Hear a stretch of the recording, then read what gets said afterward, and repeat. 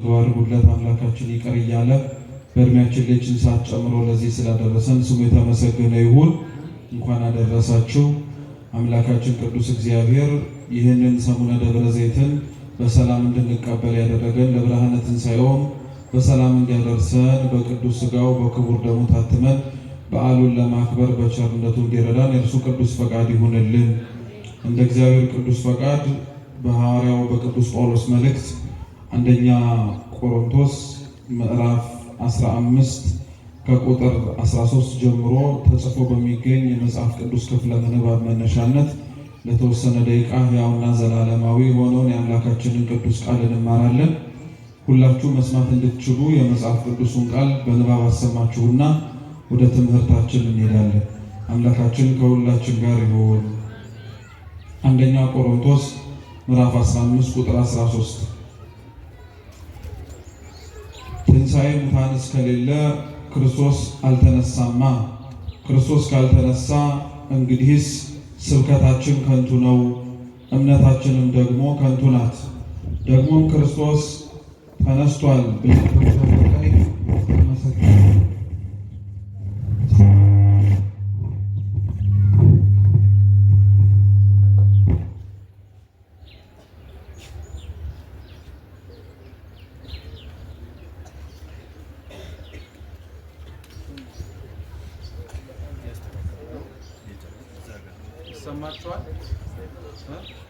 ይሰማችኋል?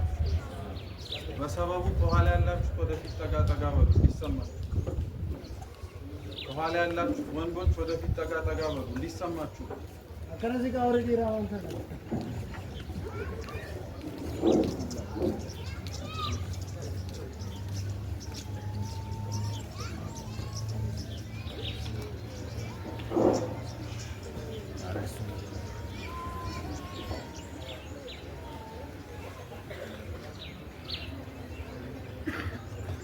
አሁን ይሰማል። ጥሩ ድጋሚ እናንብበውና ወደ ትምህርታችን እንሂድ። አንደኛ ቆሮንቶስ ምዕራፍ 15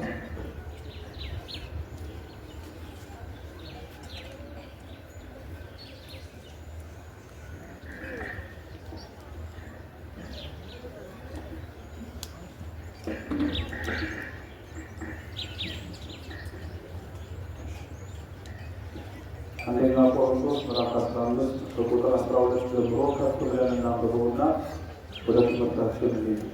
ክርስቶስ ከሙታን እንደተነሳ የሚሰብክ ከሆነ ግን ከእናንተ አንዳንዶቹ ትንሣኤ ሙታን የለም እንዴት ይላሉ? ትንሣኤ ሙታን እስከሌለ ክርስቶስ ካልተነሳማ። ክርስቶስ ካልተነሳ እንግዲህ ስብከታችን ከንቱ ነው፣ እምነታችንም ደግሞ ከንቱ ናት ይላል። ስለ ቅዱስ ቃሉ የአምላካችን ስሙ የተመሰገነ ይሁን። አንደኛ ቆሮንቶስ ምዕራፍ 15 ከቁጥር 12 እስከ 14 ጀምሮ ያለ ሐዋርያው ቅዱስ ጳውሎስ የተናገረው የመጽሐፍ ቅዱስ ክፍል መነሻ አድርገን ዛሬ በቅዱስ ቤተክርስቲያናችን ታስቦ የሚውለውን ስለ አምላካችን ስለ ልዑል እግዚአብሔር ዳግም መምጣት ወይም ዳግም ምጽአት እንማራለን። አምላካችን እንዲያስተምረን፣ እንዲመክረን፣ እንዲገስጸን የእሱ ቅዱስ ፈቃድ ይሁንልን። ያለንበት የአብይ ጾም ሳምንት ወይም እኩለ ጾም እየተባለ የምንጠራው ይህ ወቅት ደብረ ዘይት እየተባለ ይጠራል። ደብረ ዘይት አምላካችን መድኃኒታችን ኢየሱስ ክርስቶስ ለደቀ መዛሙርቱ ስለ ዳግም መምጣት ወይም ደግሞ ዳግም ተመልሶ በሚመጣበት ወቅትና ጊዜ ላይ ምን እንደሚሆን ያስተማረበት ቦታ ነው። ሳምንቱን የሚጠራው ክርስቶስ አምላካችን ትምህርቱን ባስተማረበት ቦታ ነው። ደብር ማለት በግዕዝ ተራራ ማለት ነው። ደብረ ዘይት የሚባለው ቦታ ብዙ የወይራ ዛፍ ይገኙበት የነበረ አካባቢ ወይም ደግሞ ቦታ ነው። ክርስቶስ አምላካችን በደብረ ዘይት በጣም ብዙ ትምህርቶችን አስተምሯል። ካስተማራቸው ትምህርቶች መካከል ደግሞ አንዱ አሁን ያለንበት ዛሬም በሥርዓተ ቅዳሴያችን የተነበበው የቅዱስ ማቴዎስ ወንጌል ምዕራፍ 25 ምዕራፍ 25 እና ምዕራፍ 24 ላይ ያሉትን ሀሳቦች በሙሉ ያስተማረበት ወቅት ነው። እንግዲህ ቤተክርስቲያናችን ስለ ክርስቶስ ዳግም መምጣት በአስተምህሯ መሰረት በዓመት ውስጥ በዋነኝነት 3 ጊዜ ታስተምራለች። የመጀመሪያው ቤተክርስቲያን ስለ ክርስቶስ ዳግም መምጣት የምታስታውስበትና የምታስተምርበት ወቅት ከህዳር 6 እስከ ታኅሳስ 6 ያለው ዘመነ አስተምህሮ ተብሎ የሚጠራው ወቅት ነው። በዚህ ወቅት ነቢያት ስለ ጌታችን ስለ መድኃኒታችን ስለ ኢየሱስ ክርስቶስ ሰው መሆን ወይም ደግሞ መወለድ በሚያስተምሩበት ምንም አይነት ወይ ትምህርታቸው ውስጥ አብሮ ስለ ክርስቶስ ዳግም መምጣቱን ጭምር ይናገራል። የመጀመሪያው ስለ ክርስቶስ ዳግም መምጣት የምናስተምረው በዚህ ወቅት ነው። ጌታችን መድኃኒታችን ኢየሱስ ክርስቶስ ይወርድበታል ይወለድበታል ብለን የምንጾመው ጾም አለ፣ የነቢያት ጾም የሚባለው ማለት ነው። በነቢያት ጾም በዚህ ወቅት ላይ አብረን የምናስበው የክርስቶስን ዳግም መምጣት ቅድስት ቤተክርስቲያናችን ክርስቶስ መጥቷል ብላ የምታስተምረው ወይም ደግሞ ወደዚህ ምድር ወርዷል ብላ የምትናገረው ሁለት ጊዜ ላይ ነው፣ ወይም ሁለት አይነት ምጽአት አለ ብላ ታስተምራለች። የመጀመሪያው ምጽአት አምላካችን ራሱን ዝቅ አድርጎ በፍጹም ትሕትና ማንም ሳይመለከተው ማንም ሳያየው በማኅፀነ ድንግል ማርያም ያደረበት ራሱንም ደግሞ በሰው ልጆች አርአያና መልክ የባሪያውን መልክ ይዞ ዝቅ ብሎ ያገለገለበት የመጀመሪያው መገለጥ የመጀመሪያው መታየት ተብሎ ይጠራል። ሁለተኛው እኛ በዚህ ሳምንት የምናስበው ከህዳር 6 እስከ ታኅሳስ 6 እንዳልኳችሁ ደግሞ የሚታሰበው አብሮ ከክርስቶስ መወለድ ጋር ሁለተኛው መምጣቱ ወይም ዳግም ምጽአት ብለን የምንጠራው ማለት ነው። ሁለተኛው ቅድስት ቤተክርስቲያናችን ስለ ክርስቶስ ዳግም መምጣት የምታስበው ደግሞ ወርሃ ጳጉሜ ነው። ወርሃ ጳጉሜ የየዓመቱ በሙሉ መደምደሚያ ትርፍ ወር ናት። 13ኛ ወር ብለን የምንጠራት ማለት ነው። በዚህ ወቅት ላይ ቅድስት ቤተክርስቲያናችን ስለ ክርስቶስ ዳግም መምጣት ታስተምራለች። ወርሃ ጳጉሜ ከክርስቶስ ዳግም መምጣት ጋር በነገራችን ላይ ያላት ግንኙነት ምን መሰላል? ወርሃ ጳጉሜ አሮጌውን ዓመት ያለቀስንበትን ያነባንበትን ብዙ ተስፋ አድርገን ጭምር ብዙ ያላገኘንበት ሊሆን ይችላል ለአንዳንዶቻችን። በሌላው አንጻር ደግሞ ያተረፍንበት ያገኘንበት የተደሰትንበትና ከእግዚአብሔር ጋርም የተገናኘንበትም ዓመቱም ሊሆን ይችላል ለአንዳንዶቻችን። በዚህ በወርሃ ጳጉሜ ታዲያ ቅድስት ቤተክርስቲያናችን በደስታም በሐዘንም መንፈስ ላሉት ሰዎች ስለ ክርስቶስ መምጣት ትሰብክበታለች። አዝነው ለነበሩ ዓመቱን እያለቀሱ እያነቱ እግዚአብሔር የታለ ብሎ ሲጠይቁ ለነበሩት ወርሃ ጳጉሜ ስለ ክርስቶስ ዳግም መምጣት ሲነገራቸው የሚጽናኑበት ነው። ምክንያቱም ዳግም በሚመጣበት ጊዜ ላይ ክርስቶስ እኛንም ይዞን ፈቃዱ ሆኖ ወደ መጣበት ወደ ላይ ወደ ሰማያት ብንሄድ ልክ እንደዚህ ችኛይቱ ምድር የምናዝንበት የምናለቅስበት የምናነባበት የምናጣበት የምንጎልበት ዓለም አይደለም ያኛው ዓለም። ስለዚህ በዚህ ያዘኑ ሁሉ በላይኛው ዓለም ይጽናናሉ። የሰማችሁ? በዚህ ያዘኑ ሁሉ በላይኛው ዓለም ይጽናናሉ። ልክ ጌታችን በተራራው ስብከት ሲያስተምር የቅዱስ ማቴዎስ ወንጌል ምዕራፍ 5 ላይ ብሏል፣ እውነት እላችኋለሁ በዚህ ምድር በዚህ ቆይታ ያዘኑ ሁሉ በኋላ ይጽናናሉ ብሏል። የምንጽናናበት ክርስቲያኖች በዚህ ባለንበት ዓለም ላይ ከሰማነውና ከደረሰብን ከሆነብን ነገር ሁሉ ፍጹም እረፍት የምናገኝበት ቦታ የአምላካችን ዳግም መምጣት ወይም ደግሞ የምንወርሳት መንግሥተ ሰማያት ናት። ስለዚህ ያዘነ የተከዘው ሁሉ ወርሃ ጳጉሜ ስለ ክርስቶስ ዳግም መምጣት ስለ ክርስቶስ ለፍርድ ወደዚህ ምድር መገለጥ ሲሰማ ይጽናናል። በላይኛው ሰማይ ደስታ ስላለ ማለት ነው። በተገላቢጦሽ ደግሞ በዚህ ምድር ሲደሰት የነበረ በዚህ ምድር ሞልቶለት የነበረ በዚህ ምድር ምንም ያልጎደለበት የነበረ ሰው በጽድቅ ከሆነ በላይኛው ሰማይ ደስታው ይቀጥልለታል። እየሰማችሁ ልብ ብላችሁ ስሙ። ብዙ ጊዜ ላይ ያዘኑ ይጽናናሉ ሲባል ስለምንሰማ እዚህ የተደሰቱ ሁሉ በላይ በሰማይ ደግሞ የሚያዝኑ ይመስለናል። በዚህ ችግር ተደስተው በላይ በሰማያት በፍርድ ቀን የሚያዝኑ በኃጢአት የተደሰቱ፣ በነውር የተደሰቱ፣ በክፋት የተደሰቱ፣ በሥጋዊና በራሳቸው መሻት ሁሉ የረኩ ሰዎች በዚህ ስለተደሰቱ በላይ በሰማይ ተስፋ የሚያደርጉት ደስታ የለም፣ ያዝናሉ እንላለን። በተገላቢጦሽ ደግሞ በዚህ ምድር ላይ እግዚአብሔርን ታዘው ደስ ያላቸው ስለ ስሙ የተቀበሉትን መከራ ሁሉ ሳያጉረመርሙ ደስ ተሰኝተው የኖሩ በሙሉ ደስታቸው በላይ በሰማያት ደግሞ ዳግም ክርስቶስ ሲመጣ ፍጹም ይሆንላቸዋል ማለት ነው። ስለዚህ በዚህ ምድር ላይ በክርስቶስ ሕግ ደስ የሚለን በአምላካችን መኖርንም ጭምር የምንመርጠው በቅድስት ቤተክርስቲያንም ጭምር ተተክለን በሚመጣብን ነገር በሙሉ ጸንተን ለመቆም የምንሞክረው እዚህ ባለንባት ምድር ላይ ያጣጣምናትን መንፈሳዊ ደስታ በላይ በሰማያት ደግሞ ማንም ሳይነጥቀን ማንም ሳይወስድብን ሳናዝንም ጭምር ደስተኛ ሆነን ስለምንኖር ይህን ደስታ እግዚአብሔር አምላክ ለሁላችን ይስጠን። ይህንን ደስታ አስበንም ነው በነገራችን ላይ ዳግም ምጽአትን ስለ ክርስቶስ ድጋሚ ለፍርድ መምጣትን ጭምር ክርስቲያኖች የምናስበው። ስለዚህ ሁለተኛው ቤተክርስቲያናችን ስለ ክርስቶስ ዳግም መምጣት የምታስተምርበት ክፍለ ጊዜ ደግሞ ምንድነው? ወርሃ ጳጉሜ ነው ማለት ነው። ሶስተኛው ስለ ክርስቶስ ዳግም መምጣት የሚሰበክበት የምናስተምርበት የቤተክርስቲያናችን ወቅት ደግሞ አሁን ዛሬ የጀመርነው በዕለተ እሑድ ሰሙነ ደብረ ዘይት ነው። በዚህ ወቅትም ልክ እንደ ቀደምቱ ሁለቱ ወቅትም ስለ ክርስቶስ ዳግም መምጣት ስለ ክርስቶስ ወደዚህ ምድር ለፍርድ መገኘቱን ጭምር እናስተምርበታል። አንድ ሰው ስለ ደብረ ዘይት ወይም ደግሞ በጥቅሉ ስለ ክርስቶስ ዳግም መምጣት በተለይ ክርስቲያኖች የሆኑ በሙሉ ማለት ነው ልናውቃቸው የሚገቡ መሰረታዊ ነጥቦች አሉ። ክርስቲያኖች ስለ ክርስቶስ ዳግም መምጣት ማወቅ ያለብን እነዚህ ነገሮች ራሱ ክርስቶስ በምድር ላይ ጭምር ያስተማራቸው ናቸው። ልብ ብላችሁ አድርጉ። ስለ ዳግም ምጽአት መጀመሪያ አንድ ክርስቲያን ማወቅና መረዳት እንዲሁም ደግሞ ጭምር ማመን ያለበት ነገር ምን መሰላችሁ? የክርስቶስን ዳግም መምጣት ለመረዳት መጀመሪያ መቅደም ያለበት የክርስቶስ ትንሣኤ ነው። የክርስቶስ ትንሣኤ ነው እንጂ የክርስቶስ ትንሣኤ መጀመሪያ ይቀድማል። ለምን መሰላችሁ? አሁን ሲነገር የሰማችሁ በመንፈስም በመልእክትም ጭምር ዛሬ ካለንበት ከደብረ ዘይት ወቅትና ትምህርት ጋር የሚስማማው የቅዱስ ጳውሎስ መልእክት አንደኛ ቆሮንቶስ ምዕራፍ 15 ቁጥር 12 ማለት ነው። ሲጀምርና ሲነበር እንደሰማችሁ ቅዱስ ጳውሎስ ማለት ስለ ትንሣኤ ሙታን ነው ማስተማር የጀመረው እና በዚህ መልእክቱ ላይ ሲናገር መጀመሪያ ምን ብሎ ጀመረ ቅዱስ ጳውሎስ መሰላችሁ? ለእነዚህ ለቆሮንቶስ ክርስቲያኖች ሲያስተምር ክርስቶስ ከሙታን እንደተነሳ የሚሰብኩ ከሆነ ከእናንተ አንዳንዶች ትንሣኤ ሙታን የለም እንዴት ይላሉ አለ። ቅዱስ ጳውሎስ ለቆሮንቶስ ክርስቲያኖች መጀመሪያ ለማስተማርም ጭምር ሲነሳ ትንሣኤ ሙታን የለም ከእናንተ መካከል የሚሉ ሰዎች ለምን አሉ? ሲጀመር ወደ ሌላው ዝርዝር ጉዳይ ከመግባታችን በፊት ቅድሚያ ይህንን ጥያቄ ለማንሳት ለምን እንደተገደደ ንገራችሁ። ቆሮንቶስ ተብላ የምትጠራው ቅዱስ ጳውሎስን መልእክትን ጽፎ የላከላት ቦታ በግሪክ ሀገር የምትገኝ አንዲት ከተማ ነው። እቺ ከተማ ውስጥ ይኖሩ የነበሩ ሕዝብ በሙሉ በሚባል ደረጃ ስለ ትንሣኤ ሙታን ያላቸው አመለካከትና አረዳድ በጣም የተለያየ ነው። በእርግጥ በግሪክና በቆሮንቶስ ብቻ አይደለም። ክርስቶስ በምድር ላይ በነበረበት ዘመን ከነበረበት ዘመን በፊትና በዚህ ምድርም ተመላልሶ ከሙታን መካከል ተነስቶ ካረገ እንኳን በኋላ በዓለማችን ላይ ስለ ትንሣኤ ሙታን የተለያዩ ነገሮች ተነስተዋል። አንዳንዶች ሙሉ በሙሉ ትንሣኤ የለም ብሎ የሚያምኑ አሉ።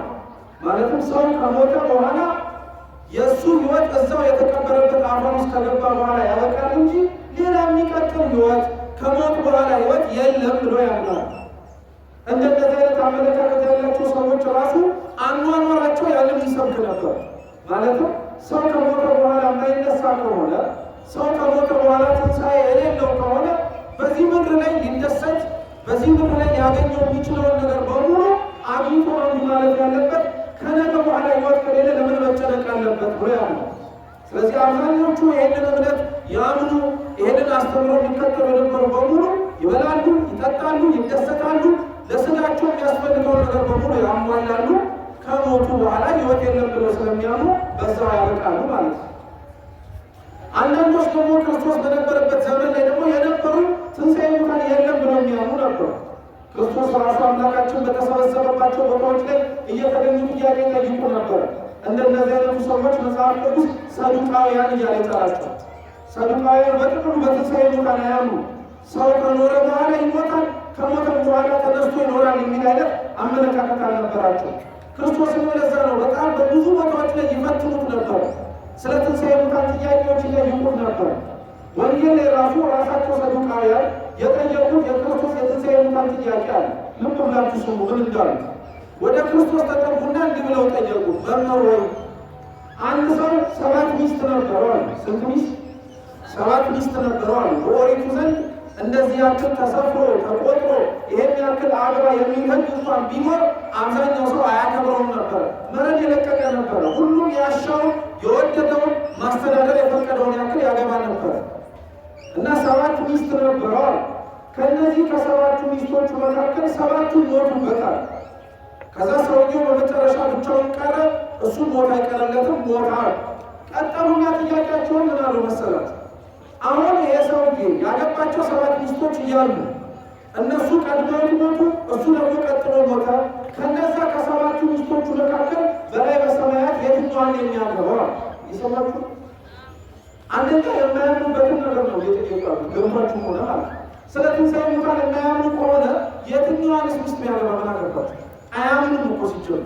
ይሄ ትምህርት ነው። በነገራችሁ ላይ እምነታችሁን ከሚያምኑ የቤተ ክርስቲያኒቷን ትምህርት ተቀብለው ጭምር ካላመኑበት ሰዎች ጋር መሰረታዊ የሆነ የምንነጋገራቸው ነገሮች ራሱ ይለያያሉ። ስለ ትንሣኤ ሙታን ከሚያምን ሰው ጋር ስለ ትንሣኤ ሙታን ይማራል እንጂ ስለ ትንሣኤ ሙታን የማያምነውን ነገር ከገሊት ጋር ተብሎ አይመለስበት። እየሰማችሁ ክርስቶስ ግን ለማስተማር የመጣ አምላክ ስለሆነ ምን አላቸው? ዳግም በሰው ልጅ ክብሩ በመጣ ጊዜ ላይ በዳግም ምጽአት ጊዜ ላይ እንዲህ አይነት ሰዎች እንደ መላእክት የሚኖሩት አለ። አያገቡም፣ አይጋቡም፣ አይወልዱም፣ አይዋለዱም ጭምር አለ። ልክ ቅዱሳን መላእክት ዘርን አይተኩት እንደ ሰው ልጆች መውለድ መዋለድ የሚባል ነገር የለባቸውም። ሰውም አለ ክርስቶስ ከዚህ ከሚኖረው ሕይወት ሞቶ በላይ በሰማያት ያለውን ሕይወት ለመኖር የታደለ ከሆነ እሱ የሚኖረው ለመላእክት ነው አለ። እንዳልኳችሁ ሰዱቃውያን አያምኑበትም። ግን ባያምኑበትም ጥያቄ ምንድነው ለማወቅ ስለፈለጉ ክርስቶስን እንዲህ ብለው ጠይቀውት ነበር። ስለዚህ እነዚህ ብቻ ሳይሆኑ በጣም ብዙ ስለ ትንሣኤ ሙታን የማያምኑ የማይቀበሉ ነበር። አሁን የእነዚህ ሰዎች የትንሣኤ ሙታን አለማመንና ማመን ጥሩ ነገር ሆኖ አይደለም። እኔም ያነሳውላችሁ በጣም የምታስቡበት ሁላችንም የሚያስፈልገው ነገር ምን መሰላችሁ ክርስቲያኖች? አንድ ሰው ትንሣኤ ሙታን እንዳለ ያምናል ማለት ከሞት በኋላ ሕይወትም እንዳለ ይቀበላል ማለት አኗኗሩ እሱን መምሰል አለበት ማለት ነው። አብዛኞቻችን ትንሣኤ ሙታን እንዳለ እናምን ይሆናል። የሃይማኖት ጸሎትን እንኳን ስንጸልይ የሙታንን መነሳት ምን እናደርጋለን? ተስፋ እናደርጋለን ብለን ይሆናል። የሙታንን መነሳት ተስፋ የሚያደርግ ሰው ከሞተ በኋላ እንደሚነሳ የሚያምን ሰው በቅድስና ለመመላለስ ወንድም ጠላ የሚገደላል። ክርስቲያኖች የአብዛኞቻችን ትንሣኤ ሙታንን የለም ብለው ክደው እንደፈለጉት የሚኖሩት ሕይወትና እኛ ትንሣኤ ሙታን አለ ብለን አምነን የምንኖረው ሰዎች ልዩነቱ ነው ጋር እንደሚበሉት እንበላለን፣ እንደሚጠጡት እንጠጣለን፣ እንደሚሰክሩትም እንሰክራለን፣ ነውርና ኃጢአት ዝሙት እንደሚሰሩትም እናደርጋለን። ታዲያ የእኛ ትንሣኤ ሙታን ማመንና የሌሎቹ ትንሣኤ ሙታን የለም ብሎ አለማመን በምን ሊታወቅ ይችላል? የትንሣኤ ሙታንን እምነት ማመን ክርስቲያኖች የአንደበትና የንግግር እምነት መግለጫና መፈከሪያ አይደለም። የእውነት ክርስቲያኖች ከሞት በኋላ ሕይወት እንዳለ አምነው በዚህ ሕይወታቸው ቀጣዩን ሕይወት ለመኖር ተዘጋጅተው የሚኖሩበት ሕይወት። ይህንን ማመን ያልቻለ አምኖም ጭምር ደግሞ ለቀጣዩ ለሚወርሳት ምድር ራሱን የማያዘጋጅ ከሆነ ይህ ሰውዬ ትንሣኤ ሙታንን በአፉ ነው እንጂ በልቡ በሕይወቱም ጭምር አያምነው ማለት ነው። የአብዛኞቻችን የሕይወታችን ነጸብራቅና አኗኗራችን እንደዛ ነው። ከሚበላው በልተን ከሚጠጣው ጠጥተን ኃጢአት ከሚሰራው ጋር አብረንም ሰርተን በአንጻሩ ከሞትን በኋላ ትንሣኤ አለን ብለን ከሞት በኋላ ትንሣኤ እንዳለ የምታምን ከሆነ ይህስ በትንሹ እንኳን ስለ ነፍስ ነገር ግድ ሊል ያስፈልጋል ማለት ነው። ለስጋ ተጨንቀ የኖርከውን ያክል ለነፍሱ ደግሞ ቁሪት ያስፈልጋል፣ ወይም ደግሞ የምታስቀምጥላት የጽድቅ ስራ ያስፈልጋል። ይህን ማድረግ ካልቻልን ትንሣኤ ሙታን እንዳልኳችሁ በአፍ ነው እንጂ በልብ አላመነውም ማለት ነው። ስለዚህ በዘመኑ ሁሉ ትንሣኤ ሙታን የለም የሚሉ ነበሩ አለ ቅዱስ ጳውሎስ። ቀጠለኛ ግን ምን አለ መሰላችሁ? ሲነበብ እንደሰማችሁ ትንሣኤ ሙታን ከሌለ ክርስቶስ አልተነሳም። ክርስቶስ ካልተነሳ እንግዲያውስ ስብከታችን ከንቱ ነው። ምክንያቱም አምነን የምንኖረው ቅዱስ ቤተክርስቲያን ውስጥ ተሰብስበን ያለን ሁላችን አንድ የምናምነውና ከሙታን መካከል እንነሳለን ብለን ደፍረን እንድንናገር የሚያስችለን ትልቅ አቅም ያገኘነው ክርስቶስ ከማን መካከል ስለተነሳ? ከሙታን መካከል ስለተነሳ። ክርስቶስ ከሙታን መካከል ስለተነሳ ሁላችንም እዚህ ያለን በሙሉ እናምናለን፣ እንቀበላለን። ራሱ አሁን ሰዎች ከሙታን በኋላ ይነሳሉ እንላለን። ማን ተነስቶ ስላሳየን? ማንስ ከሙታን መካከል ተነስቶ ቆሞ ሲራመድ አይታችሁ ነው ብንባል የመጀመሪያ የምንጠቅሰው ቢሆን ክርስቶስን ራሱ ቅዱስ ጳውሎስ በቆላስይስ መልእክቱ ምዕራፍ 1 ላይ ሲናገር ክርስቶስን ቢሆን እርሱ የትንሣኤያችን በኩር ነው ብሎ ይናገራል። ክርስቶስ የትንሣኤ ሁሉ መጀመሪያ፣ ማንም ከእሱ በፊት በገዛ ፈቃዱ የሞተ የለም። ማንም ከእርሱ ጊዜ ላይ በገዛ ፈቃዱ ሞቶ በገዛ ፈቃዱ የተነሳ የለም። የክርስቶስ ከሙታን መካከል መነሳት ክርስቲያኖች ትንሣኤ ብለን የምናከብረው የዚህ የጾማችን ማብቂያ ላይ ያለው ትልቁ በዓል ዛሬ ላይ እናስታውሰዋለን። ደብረ ዘይት ላይ ቆመ ስለ ሙታን መነሳት ያለ ክርስቶስ የምናወራው ነገር አለ። ስለ ሙታን ዳግም መነሳት ከክርስቶስ ትንሣኤ ለይተን የምናደርገው ነገር አለ። በፍጹም አይሆንም። እኛ እንነሳለን ብለን አምነን የሙታንን መነሳት ተስፋ እናደርጋለን ብለን የምንሰብከው ክርስቶስን ስላየን ነው። ትንሣኤ ሙታንን አናምንም ማለት አለ። ታዲያ ቅዱስ ጳውሎስ ክርስቶስ ከሙታን መካከል አልተነሳም ማለት ነው። ክብር ይግባውና ደግሞ ይህንን አላደረገም። ለክርስቶስ ከሙታን መካከል ለመነሳቱ እንኳን እኛ የምናምነው ቀርቶ የማያምኑ ሰዎች እንኳን ይቀበሉ። ሄደን የተቀበረበትን የጌቴሴማኒ መቃብር ብንፈልግ ሰውነቱን አናገኘው። በጊዜው የቀበሩት የሮማውያን ሹማምንት የአይሁድ ረበናት ራሱ ስጋው ከሙታን መካከል ተነስቶ እንደቆመ ስለሚያውቁ ገንዘብ ከፍለው ተሰረቀ ብላችሁ አፈሩ ብለው ለከተማው ሰው እንደተናገሩ ቅዱስ መጽሐፍ ይመሰክርባቸዋል።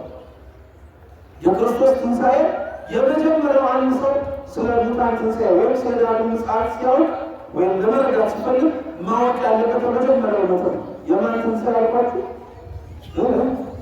የክርስቶስ ትንሣኤ። ያለሱ ትንሣኤ የማን ትንሣኤ ስለሌለ የእኛ ትንሣኤ እርሱ ከሙታን መካከል ስለተነሳ ነው ዛሬ ሞትን የማንፈራው።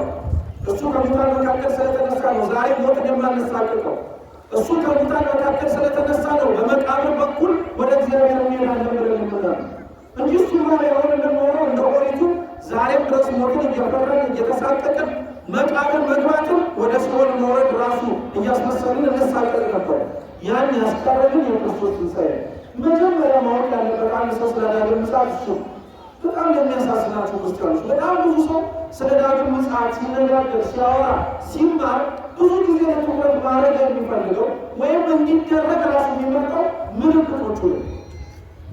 ምልክቶቹ ወቅ አምላክ ሰው ሲሆን የመጣበት ጊዜ ላይ ቀድሞ ከመሆኑ በፊት የተደረጉ ነገሮች እንዳሉ ሁሉ አምላካችን ድጋሚ ሲመጣ ለፍርድም ጭምር ከመምጣቱ በፊት የሚፈጸሙ ትንቢቶች አሉ። እነዛ መጽሐፍ ቅዱስ ላይ ተጽፈው የምናገኛቸው ናቸው። በተለይ ቅዱስ ማቴዎስ ወንጌል ምዕራፍ 24 ላይ ክርስቶስ ዳግም ከመምጣቱ በፊት ምን ነገሮች እንደሚደረጉ በደንብ በዝርዝር ነግሮናል። ኃጢአት እንደምትሰለጥንበት፣ በደልና ክፋታችን እንደሚጨምር፣ ጦርነት እንደምንሰማ፣ የጦርነት ወሬም አዲስ እንደማይሆንብን፣ ይህ ሁሉ ነገር ትናንትና የነበረ ዛሬም ያለ ነገር የሚቀጥልን ጭምር ነው ክርስቶስ እስከሚመጣ ድረስ። እነዚህ ምልክቶች ላይ ቁም ነገሩ ግን ምን እንደሆነ ማወቅ አለበት። እሱ ሁለተኛው ስለ ዳግም ምጽአት ሁሉም ሰው ማወቅ ያለበት። እየሰማችሁ ነው? ስለ ዳግም ምጽአት ሁለተኛ ማወቅ ያለበት ነገር እሱ ነው። ምልክቶቹ ለምን ክርስቶስ መናገር አስፈለገው? ለምን እነዛን ምልክቶችስ ማውራት አስፈለገው? እመጣለሁ ማለት ብቻ በቂ አይደለም። እመጣለሁ ማለት ብቻ በቂ ነበር። በቃ ተዘጋጅታችሁ ጠብቁ ማለት በቂ ነበር። ግን ክርስቶስ ተዘጋጅታችሁ ጠብቁ፣ እንደ ሌባ እመጣለሁ፣ መቼ የምመጣበት ሰዓት እንደሆነ አይታወቅም እንዳለ ሁሉ በአንጻሩ ደግሞ መምጫ ዕለቱንና ሰዓቱን ምንም ነገር ባናውቅ በተገላቢጦሽ ግን ፍንጭ እንዲሰጠን የመምጣቱ ምልክቶች ብሎ ራሱ አምላካችን አስተምሮ ምልክቶቹ ለምን እንዳስፈለጉ ልንገራችሁ ክርስቲያኖች። ክርስቶስ ከመምጣቱ በፊት እነዚህ ምልክቶች ራሱ አምላካችን የነገረን አንደኛ መዘጋጃ እንዲሆንን እነዚህን ነገሮች ስናይ ስንሰማ በሕይወታችንን ጭምር ሲደርስ ዝግጅት ማድረግ እንድንችል ነው። እንድንፈራ አይደለም፣ እንድንሳቀቅ አይደለም፣ ተስፋ እንድንቆርጥ አይደለም። ምልክቶቹን በመስማት በማየት በማዳመጥ ትኩረት በማድረግ የእኛ ፍጻሜ ምን ሊሆን እንደሚችል ማነው ተዘጋጅተን መጠበቅ እንደሚችል ለማድረግ እግዚአብሔር በነገራችን ላይ እንኳን ለዳግም ምጽአት ቀርቶ ለሚያደርጋቸው ምንም አይነት ነገሮች ቀድሞ ምልክቶችን ቀድሞ መዘጋጀት የምንችልባቸው ነገሮች በሙሉ ያደርጋል። ሁሌም ምሳሌ ልንገራችሁ።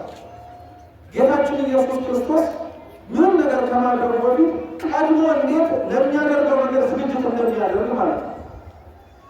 ትልቁ መገለጥ እንዳልኳችሁ ከአምላካችን ድጋሚ መምጣት በፊት የተደረገው የመጀመሪያው ምጽአት መታየት የአምላክ ሰው መሆኑ። አምላካችን ለአዳምና ለሔዋን ከገነት ተባረው ከወጡ በኋላ ተወልጄ አድናቸዋለሁ ብሎ መናገሩ በቂ ቃል ኪዳን ነበር። ከልጅ ልጅ በንግግር በጸሎትም ጭምር ሊያልፍ ይችል ነበር። ነገር ግን እግዚአብሔር አምላክ የዘመኑ ፍጻሜ ደርሶ ከመረጣት ከእናቱ እስከሚወለድ ድረስ ግን ምልክት እንዲሆናቸው ተዘጋጅቶ መጠበቅ እንዲችሉ እንዲረዳቸው አንደኛ ነቢያትን አስነስቶላቸው። ነቢያቱ ሁሉ የትንቢታቸው የትምህርታቸው ዋነኛ ጭብጥ የአምላክ ሰው መሆን ነበር። እንዲዘጋጁ ህዝቡን ያስተምሩ ነበር። ያ ብቻ አይደለም። አንዳንዶቹ ነቢያትማ ዘመኑ ፍጻሜው ሲደርስ ምልክት የሚሆነውን ነገር ራሱ በግልጽ የተናገሯል። ትንቢተ ኢሳይያስ ምዕራፍ 7 ቁጥር 14 ከነዛ መካከል ዋነኛውና ትልቁ ምልክት ነው የሚባል። የሚገርማችሁ ነቢዩ ኢሳይያስ አምላካችን ነው እግዚአብሔር ስሙ አማኑኤል እንደሚባል ትርጓሜውን ከኛ መካከል ወይም እግዚአብሔር ከኛ ጋር ሆነ ማለት እንደሆነ ከመናገሩ በፊት እንዲህ ነበር ያለ፣ እነሆ እግዚአብሔር የዘመኑ ፍጻሜ በደረሰ ጊዜ እርሱ ራሱ ምልክት ይሰጣችኋል። ምልክት ማለት ተአምር ማለት ነው በግዕዝ። ልክ ክርስቶስ ዳግም ሲመጣ ከመምጣቱ በፊት ምልክትን ሰጥቶ ምልክቱ ሲፈጸምና ምልክቱ ሲሆን ነቅታችሁ ጠብቁ እንዳለ ሁሉ የዘመኑ ፍጻሜ የተባለው ሰው የሚሆንበትን ጊዜ ከመድረሱ በፊት ምን አላቸው? የዘመኑ ፍጻሜ ከመድረሱ በፊት ምልክትን እሰጣችኋለሁ አለ። ከዚህ በኋላ በነቢዩ ኢሳይያስ ላይ ያለው ምን አለ? እነሆ ድንግል በድንግልና ጸንሳ በምን ትወልዳለች? በድንግልና ትወልዳለች። የእመቤታችን በድንግልና ጸንሳ በድንግልና መውለዷ ራሱ ክርስቶስ የዘመኑ ፍጻሜ በደረሰ ጊዜ ከእኛ መካከል ለሚመላለስበትና ሰው ለሚሆንበት ጊዜ ምልክት ነበር። እመቤታችን ምልክት ነበረች ለአምላክ ሰው መሆን ማለት ነው። ዳግም ምጽአትም ላይ ስትመጡ ተደጋጋሚና ተመሳሳይ የእመቤታችን መኖር ለአምላክ ሰው መሆን ምልክት እንደሆነ ሁሉ ክርስቶስ አምላካችን ዳግም በሚመጣ ጊዜ ላይ ምን እንደሚሆን መናገሩ ምልክቶቹ ለዝግጅት የተቀመጡ ናቸው። እንዳልኳቸው አብዛኛው ሰው ግን ምልክቱ ላይ ይጨነቃል። ጦርነት በሰማ ቁጥር ዓለም ልታልፍ ነው ይላል። ጭንቀት በሰማ ቁጥር ዓለም ልታልፍ ነው ይላል። የሆነ ችግር በመጣ ቁጥር በሀገርም በወገንም በሕዝቡም በዓለምም ላይ ዓለሚቱ አመቃ ይችላል። እንደው ለናሙና ወይም ለምሳሌ ያክል እንገራቸው ስንት ዓለም ታልፋለች ብለን ሳታልፍ እዚህ እንደደረስን ማለት ነው። ስንት ብለን እኛ በእኛ መብት በእኛ አስተውሎትና መረዳት መስሎ በቃ አሁን ልታልፍ ነው፣ አሁን አለቀላ፣ በቃ ተዘጋጁ ታልሞ ተነግሮን እንኳን እንደዚህ የደረስንባቸው ጊዜያቶች አሉ። አንዱ በፈረንጆቹ 2012 ዓመተ ምህረት ነው። የፈረንጆቹ 2012 ዓመተ ምህረት ፊልም ራሱ ተሰርቶ ነበር። 2012 ልታልቅ ነው ተብለን ማለት ሰው ሁሉ አሁን ነው ልናልቅ ነው ልጠፋ ነው። አሁን 2012 ማለት 2016 ላይ ደረሰ። እኛ ስላልን እኛ ስለተመለከትን እኛ ይሄ ጊዜና ይሄ ወቅት ነው ግን ስለወሰንን አይደለም። ምልክቶቹ ተነግረውናል። ክርስቶስ ሰው የሆነ አምላካችን ሲመጣ ምን ሊደረግ እንደሚችል ተነግረውናል። እንዳልኳችሁ እነዚህ ነገሮች ቁጭ ምን እየተሰበሰበሰልን እያወጣን እያወረድን እንዴት ሊሆኑ ነው በምን በኩል ሊሆን ነው እያለ የምናጠናቸው ነገሮች ናቸው። ግን ክርስቲያኖች አስተው በምልክቱ እንደምንጨነቀው ሁሉ በደንብ ሊያሳስበንና ሊያስጨንቀን የሚያስፈልገው ምልክቶቹ ሳይሆን የእኛ ፍጻሜ የቱ ጋር ነው ነው። አብዛኛው ሰው ስለ ምልክቱ በሚጨነቀው ልክ ቁጭ ብሎ ህይወቱ ላይ ሊሰራ ነው።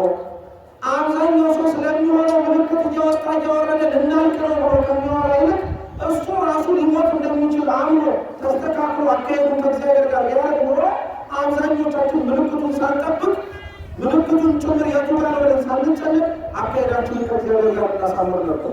ልብ ብላችሁ ስሙ ክርስቲያኖች። የክርስቲያን ምጽአቱ የክርስቶስ መምጣት ላይሆን ይችላል። ሞቱ ምጽአት ሊሆን ይችላል። ከሞት በኋላ እኮ ድጋሚ ወደ ምድር አትመጣም። የአንተ ሞት ምጽአት ነው፣ በቃ አለቀ። ከሞትም በኋላ መቃብር ከገባን በኋላ ነፍሳችን የሥላሴ ዙፋን ፊት ቆማ ለፍርድ የምትገኝ። ይህን ክርስቲያኖች ማወቅ አለባት።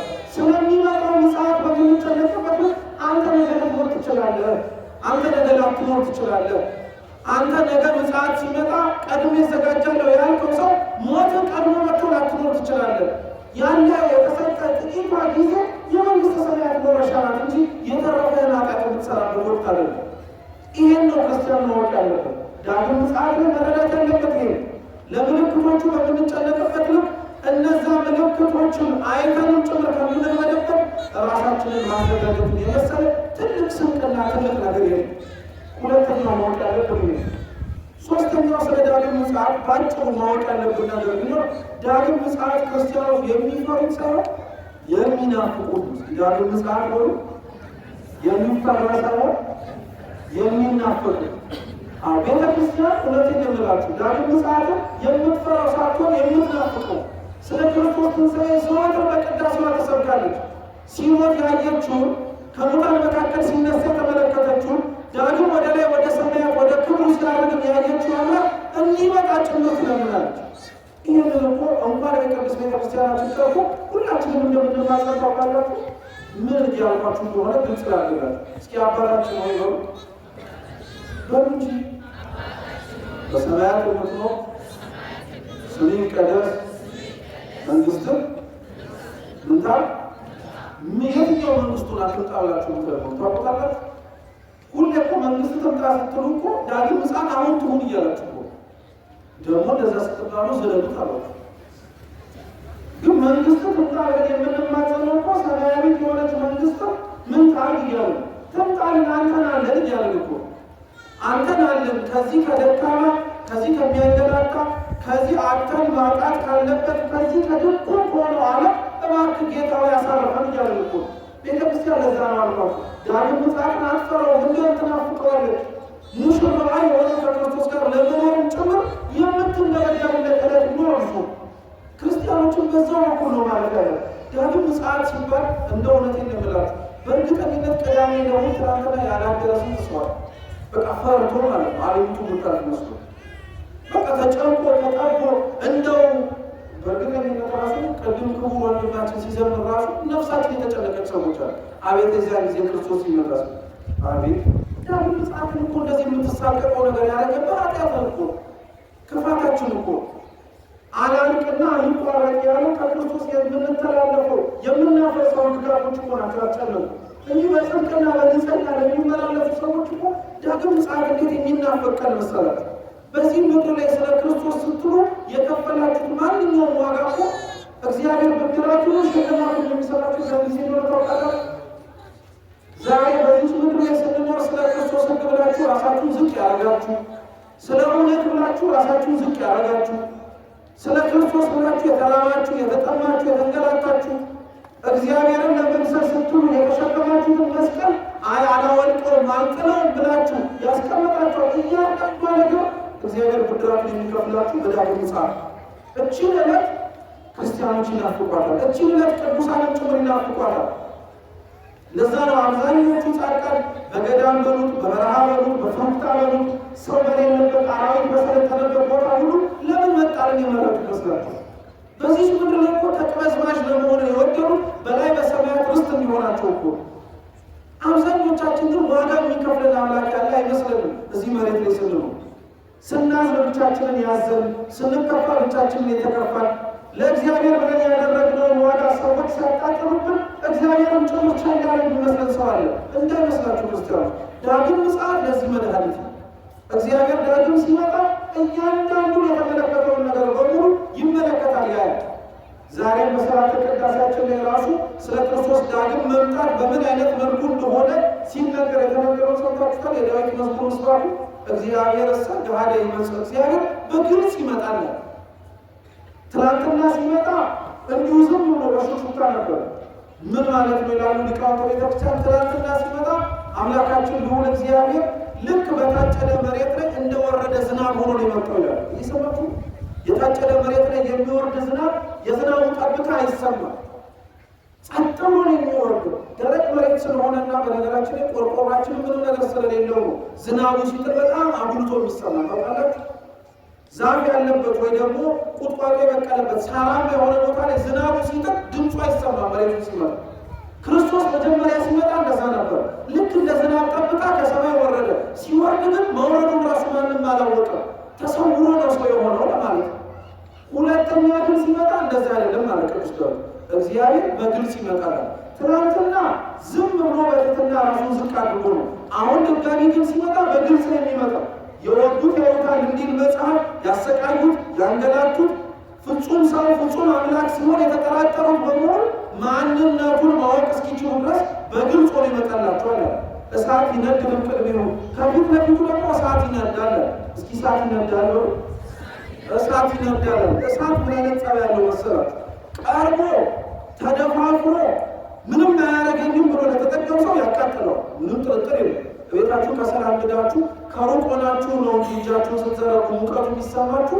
ከቅርብ ሆናችሁ እጄን ከሰል ውስጥ ልክተተው ብትሉ ምንድን ነው ያቃጥላል አይደል? ተመሳሳይ ነው። እግዚአብሔር በግልጽ ይመጣል፣ እሳት በፊቱ ይነዳል። እሳት የተባለች አንደኛ ፍርዱ ነው። ከሩቅ ሆነው ፍርዱን ሲጠብቁ የነበሩ ራሳቸውን ለእግዚአብሔር ሕግ ታምነው አስገዝተው በምድር የሚደርስባቸው ምንም አይነት ነገር ታግሰው መቆዩት እግዚአብሔር አምላክ ሙቀት መንፈሳዊ ይሰጣቸዋል፣ ርስቱን ያወርሳቸዋል ማለት ነው። በአንጻሩ ደግሞ እሳቱ ገና ለገና ሩቅ ነው፣ አይበላንም፣ አያቃጥለንም፣ አይደርስብንም ለሚሉትም እግዚአብሔር በግልጽ ሲመጣ ንቀውታልና አይመጣም ብለዋልና ብድራቴን አይከፍለኝም ብለዋልና እሳቱ ይመጣል። የታመኑትን ሙቀት ሰጥቶ ሲያድናቸው ያልታመኑትን ያሽማቀቁበትን ያቃጥልባቸዋል፣ ይፈርድባቸዋል ማለት ነው። ይሰማችሁ። ስለዚህ እግዚአብሔርን ሁሌም ማሰብ ያለባችሁ ክርስቲያኖች ዳግም ምጽአቱ እሳት የተባለ እግዚአብሔር ሲመጣ እንዴት አድርጌ ነው የማስተናግደው ብላችሁ እሳት የሆነ እግዚአብሔር ሲመጣ እኔ እንዴት አድርጌ ነው የማስተናግደው? ለዛ ነው ቤተክርስቲያን ሙሽራይቱ የተባለችው የተሰበሰብንባት ቤት ስለ ክርስቶስ መምጣት በተጠንቀቅ ነው የምትጠብቀው። ስለ ክርስቶስ መምጣት ድሮ አሁንም ወደፊትም ጭምር ትሰብካለች እስኪመጣ ድረስ። የቤተክርስቲያን ሁለንተናዋ በሙሉ ስለ ክርስቶስ ዳግም መምጣት እንደሚናገር ታውቃላችሁ። ናፍቆቷ እሱ ስለሆነ ማለት ነው። ምሳሌ ልስጣችሁ እንዴት ቤተክርስቲያን ክርስቶስን እንደምትናፍቀውና እንዲመጣላትም ጭምር ቻኩላ እንዴት እንደምትጠራው የምታውቁት ከሩቅ ሆናችሁ ቤተክርስቲያን ስትመጡ መጀመሪያ የሚታያችሁ ነው።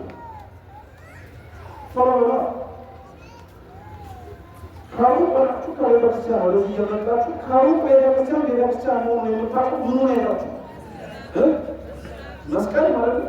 መስቀሉ አናት ላይ የሚደረግበት የሰጎን እንቁላል ይደረግበታል። አሁን ላይ አንድ የሰጎን እንቁላል አንዳንድ ቦታ ላይደረግም ይችላል። ማለትም ደግሞ በሌላ ቦታ ላይ ሊቀመጥበትም የሚችልበትም ጊዜ አለ። ግን በጥንቷ ቤተክርስቲያን ጊዜ ላይ በሀገራችን ማለት ነው የሰጎን እንቁላል ሲደረግ ራሱ አንድ የሰጎን እንቁላል አይደረግ፣ 7 የሰጎን እንቁላል ተደርጎ ጉልላቷ ያለው መስቀል ይቀመጣል እና ያቺ የሰጎን እንቁላል እንደምታውቁ ሊቃውንቱ ሲያስተምሩ ተደጋጋሚ እንደሰማችሁ ይሄ የሰጎንን እንቁላል ቤተክርስቲያን በጉልላቷ አናት ላይ የምታደርገው ሰጎን እንቁላሏን ከጣለች በኋላ እንዳይከሽፍባትና የወለደችውን ጫጩት ሳይሆን የረጋ እንዳይሆንባትና እንዳይበላሽባት አይኗን አፍጣ ነው እስኪፈለፈል ድረስ የምትጠብቀው። አይኗን አትነቅልበትም ማለት ነው። በአንጻሩ ሰጎን የተባለ እግዚአብሔር ነው። እንቁላል የተባለው ደግሞ በመቅደስ ውስጥ የተሰበሰብን ልጆቹ እኛ ነው። ሰጎኗ እንቁላሏ እስኪፈለፈል ድረስ አይኗን እንደማታነሳው ሁሉ እግዚአብሔር ለመንግስቱ እስከምንመጣ ድረስ ያዘጋጀልን መንግስት እስክንወስድ ድረስ አይኑን ከኛ ያነሳም ለማለት ነው። ይሰማችሁ? አንደኛው። ሁለተኛው ደግሞ የሰጎኑን እንቁላል የምታደርገው ቤተክርስቲያን የእግዚአብሔር አይኖች ቤተክርስቲያኒቷ ላይ እንዳሉ ለማሳየት ብቻ ሳይሆን ቤተክርስቲያኒቷን በእግዚአብሔር ፊት እንደምትታይ ለማጠየቅ ነው የሰጎኑን እንቁላል የምታንጠለጥለው። ስለዚህ እግዚአብሔር እንደሚያየን እንደሚመጣ ብቻ ሳይሆን ቤተክርስቲያን የምትሰብከው ራሷ ቤተክርስቲያን እግዚአብሔር እንዲያያትም እንዲመጣም ጭምር ትናፍቃለች። እናንተ ከሩቅ ሆናችሁ አይታችሁ እቺ ቤተክርስቲያን ናት ወደ እሷ ልሂድ ልሳለም እንደምትሉት እግዚአብሔር የሰጎን እንቁላል የተቀመጠባትን መቅደሱን አይቶ ልምጣላት ይላል። እሷን ደግሞ ምናልግልኝ ትለዋለች። ናልኝ እያለች ትናገረዋለች። ናልኝ እያለች ትማጸናለች። ውስጧ ያለን ልጆቿን ክርስቲያኖች እንደዛ ነው መሆን ያለው። ውስጧ ያለን ልጆቿን ዳግም ምጽአት የምንፈራው የምንሳቀቀው ምን አለ ባራቀል የምናየው ለመኖር የተመኘነው ወደፊት ለማግኘት ያቀደውን ነገር እንደው አይቼው አጣጥሜው ቀምሼው እንኳን የምንለው አይደለም። ከዳግም ምጽአት ከእግዚአብሔር ጋር አብሮ መኖርን የመሰለ ለክርስቲያን የተለየ ሌላ ምን ናፍቆታል? ወይም እኮ ነው የምላችሁ ዛሬ አብሯችሁ የኖሩ ሰዎች በሙሉ እኮ ወይ እናንተ ጥላችኋቸው ትሄዳላችሁ ወይ እነሱ ጥሏችሁ ይሄዳሉ። የተማመናችሁባቸው ምንም አይነት ነገሮች በሙሉ ከእናንተ ከእጆቻችሁ ያመልጣሉ። ብቸኛ ክርስቲያኖች ያላችሁ ጥሪትም ሀብትም ወርቅም መድመቂያ መክበሪያችሁ እግዚአብሔር ብቻ ነው። ሌላ ምንም ነገር የለም። ወደ አባታችሁ ለመሄድ ደግሞ በደንብ ነው መናፈቅ ያለባችሁ። ወደ እግዚአብሔር ለመሄድም ጭምር እርሱን እስኪለንም ጭምር አንጠይቅ። ራሱ ቅዱስ ጳውሎስ ሐዋርያው ምንድን ያለ ሊሄድ ከማን ጋር እንድኖር እናፍቃለሁ ያለ አይገርማችሁ? ሞት ሰው ይመኘዋል ማለት ነው። ሞት ሰው ይመኘዋል፣ ከእግዚአብሔር ጋር መኖር ሰው ይናፍቋል ማለት ነው። ስንቶቻችን ከእግዚአብሔር ጋር መኖር እንናፍቀዋለን? በመንግስቱ ከእሱ ጋር መመላለስን በምናፍቀዋለን? እስኪ ክርስቲያኖች እውነት በዓይነ ሕሊናችሁ ሁላችሁም አስቡ። ድምፁን የሰማችሁትን እግዚአብሔርን ፊቱ ማየት አትፈልጉ? ዋጋ የከፈላችሁለትን አምላክ መመልከት አትፈልጉም? ዛሬ የታመናችሁለትን የታለ አምላካችሁ እየተባላችሁ ሕጉን ስላከበራችሁ በቤተ መቅደሱ በሥርዓት ለመመላለስ ስለሞከራችሁ የተዘባበቱባችሁን ሰዎች በሙሉ ለማሳፈር ይኸው ጌታዬ ለማለት እሱን ለመመልከት ለማየት አትናፍቁም? ያቺ ዕለት እኮ ማለት ምጽአት እኮ ማለት ነው። ያቺ ዕለት ማለት እኮ ክርስቶስ ከእናንተ ፊት ቆሞ የታመናችሁልኝ ብሩካን የሆናችሁት ልጆቼ ኑ ወደ እኔ ደስታ ግቡ የሚላችሁ እኮ የምትወርሱትና መንግሥተ ሰማያትን ገብታችሁ እኮ የምትኖሩ ቦታ ብቻ እኮ አይደለም፣ እግዚአብሔርን ጭምር።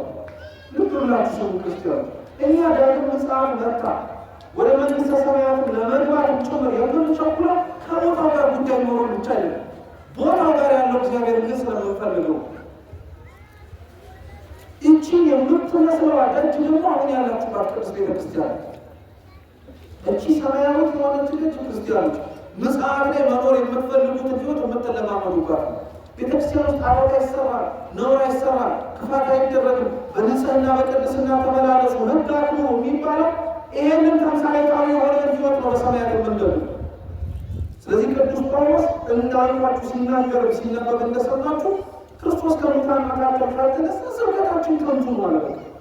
እናሳ ታዲያ ማስተማራችን መናገራችን አይዟችሁ በርቱ ጠንክሩ በሃይማኖት ጽኑ ማለታችን እኮ ከሞት በኋላ ሕይወት ዋጋ እንዳለን ስለምናውቅ ነው። ክርስቶስም ያንን ስለሰበከልን ነው። ይሄማ ካልሆነ እሱ ከሙታን ካልተነሳ ትንሣኤንም ጭምር ሰርቶ ካላሳየ እና ኖረንስ ፍጻሜያችን ተስፋ አድርገን የቆየንበት ሲሆን ዋጋችን ምንድን ነው ብለ ለሁላችንም ይሄ እውነቴን የምላችሁ ለራሳችሁን ጭምር ጥያቄ መጠየቅ አለባችሁ። ስትኖሩ ክርስቲያኖች ዘላለም እንደምትኖሩ አድርጋችሁ አትኖሩ። እየሰማችሁ ነው? እየሰማችሁ ነው? ክርስቲያን የሚኖረው ሁሌ እንደሚኖር አድርጓል። በየህይወታችሁ ጠዋት ስትነሱ ዛሬ ልሞት እችላለሁ ብላችሁ ነው የምትኖሩ። ክርስቲያን የሚኖረው እንደዛ ነው። ዛሬ በስጋዬ ልሞት እችላለሁ። ጽድቅ የሚያሰራን ሞትን ማሰብ ስለሆነ ክፋትን የሚያስተዋል እንደማንኖር ለዘላለም ማወቅ ስንችል አብዛኞቻችን አኗኗራችን ግን ነገ የሰበሰበውን እንጀራ የምንበላው ይመስል እኮ ሴቶቹ በሙሉ እስኪያስቡ ለዛሬ የምበላው እንጀራ ነው ብላችሁ ነው ዛሬ አንድ እንጀራ ብቻ አስጥታችሁ ምታሉ። ለሶስት ቀንና ለአራት ቀን የሚያለው እንጀራ ነው በሶስት እኮ ምታሉ። እንሙር እንሙት ሳናውቅ ማለት ነው። ያንኑ እንጀራ እሺ ጋግረን ሆነ እንደው እኛ ያልበላነውንና መብላት እንኳን ያልተሳለን በመመጽወት እግዚአብሔር መንግሥት መውረስ ስለምንቀበል መስጠትን አናውቅበት ነፉግነን ሞት የሚመጣ ይመስላል። ክፋትን ጭምር ስላለን ስለዚህ እንደ እግዚአብሔር ፈቃድ የምንኖር ሁላችን ክርስቲያኖች እባካችሁ አደራችሁንም ጭምር ስንኖር ስንመላለስ በዚህ ሕይወት ባለን በምንም አይነት ቆይታ ላይ ክርስቲያን መኖር ያለበት ምን እንደሚያደርግ አስቦ ነው አልኳችሁ። ነገ ምን እንደሚያደርግ ነገ እንደሚሞት አስቦ ነው መኖር ያለበት ሁላችን። እንደዛ ካሰብን ኃጢአትን ለመስራትም ጊዜ አይኖርም። እንደዛ ካሰብን የምንኖርበት ጊዜ ተሰፍሮ የተቆጠረ እንደሆነ ስለምናውቅ ክፋትን ለማድረግ ራሱ ብንሞክርም ሆነ ብናደርግ ወዲያውኑ ልባችን ወደ ንስሐ ይመለሳል። መኑኝ ክርስቲያኖች ያላችሁ ጊዜ ክፉም ይሁን ጥሩም ይሁን የምታውቁት በስራችሁ ነው እንጂ በሌላ በምንም ነገር አለ። ልብ ብላችሁ ስሙኝ። አንድ ሰውዬ ነው ይባላል። እየሰማችሁ አንድ ሰውዬ ነው ይባላል እና ፈረስ ገዛ ይባላል እና የገዛውን ፈረስ ይዞት እየጋለበ ሽምጥ ሲኖር ጓደኞቹ አዩትና አንተ እንዴት ያለ ፈረስ ነው ያለህ አሉት። በቃ ቁመናው ሲያምር፣ ጥንካሬው ሲያምር፣ ስትጋለበው የሚጋለባል ጥሩ ፈረስ ነው እና ሰውየው ምን አለ? ምናልባት አለ። እስኪ ምናልባት ነው ምናልባት አለ። ጥሩ ይሁን አይሁን ምናልባት ብሎ ዝም ብሎ ተዋቸው። ኋላ ያው ፈረስ የሚጋለበው ከተቀመጠበት ከጋጣ አንድ ቀን በሩ ሳይዘጋ በቅጡ አምልጦ ወጣና ወደ ጫካ ገባ። ያው ትናንትና ጥሩ ፈረስ አለ ብለው ያመሰገኑት ጓደኞቹ ተመልሰው ተሰብስበው መጡና አይ ያንተ ፈረስ ይኸው ታማኝ እንኳን አይደለም ገብቶ ጫካ ጠፋ። ምናልባት አለ። ይጥፋ ይጥፋም አይታወቅም እንደማለት ነው። ከተወሰነ ቀናት በኋላ ያው የጠፋው ፈረስ ሌላ 6 ፈረስ ይዞ መጣ። ከዛ በኋላ ያው እነዛው ሰዎች ተመልሰው መጡና አንተ እንዴት ያለ ፈረስ ነው ያለህ አለ። መጥፋቱን መጥፋት አንድ ነገር ነው። ጠፍቶ 6 ፈረስ የሚያመጣ ሌላ ፈረስ የት ይገኛል? በጣም ቆንጆ ፈረስ ነው ያለህ አለ። እየሰማችሁ ኋላ ደግሞ ትንሽ ቆዩና ያመጣቸው ሌሎቹም 6ቱም ፈረሶች አልተገሩ ናቸው፣ አይጋለቡ። የገዛ ልጁ ግን በቃ ስለጓጓ ወጣና አንዱን ፈረስ መጋለብ ሲጀምር አሽቀንጥሮ ጣለው፣ እግሩ ተሰበረ። ወዲያውኑ እነዛ ጓደኞች አሁንም ነበሩ። አይ ፈረስ ሰብስቦ ያመጣው ፈረሶች ከንቱ ናቸው፣ እጅህን የልጅህን እግር ሰበሩት አለ። ምናልባት አለ። እየሰማችሁ ኋላ ትንሽ ቆየና እዛው ሀገሪቷ ላይ ውትድርና መጠራት ጀመረ። ከዛ ቤቱ ገብተው ልጅህን አውጣ ሲሉት ልጁን ከነተሰበረ እግሩ እየገፋ ሲያወጣው ይሄ አይረባም እባክህ፣ የተሰበረ እግር ወታደር ሊሆን አይችልም፣ እዛው አስቀምጧል። እነዛ ሁለቱ ደግሞ ሲያወሩ የነበሩት ልጆቻቸው ተወስደው ኋላ ተመልሰው መጡና አሁን አንተ እንዴት እድለኛ ነህ፣ ልጅህን እኮ ፈረሱ እግሩን ባይሰብረው ኖሮ የት ይገባ ነበር? ውትድርና ይገባ ነበር። ሰውዬው አሁንም ድጋሚ ምን አለ መሰላችሁ? ምናልባት አለ። ምናልባት ነው የነገርን ጥሩ ነውና መጥፎነቱን የምታውቁት በጊዜ ነው። በምን አልኳችሁ? ስለዚህ ጊዜያችሁ ጥሩም እንደሚያሳያችሁ መጥፎም እንደሚያሳያችሁ እመኑ።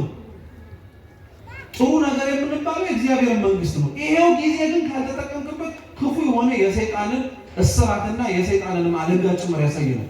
ይሄንን እንዳናይ እንዲጠብቀን አምላካችን ቅዱስ ፈቃዱ ይሁንልን። የሰማነውን በልቦናችን ሰሌዳ ይጻፍልን።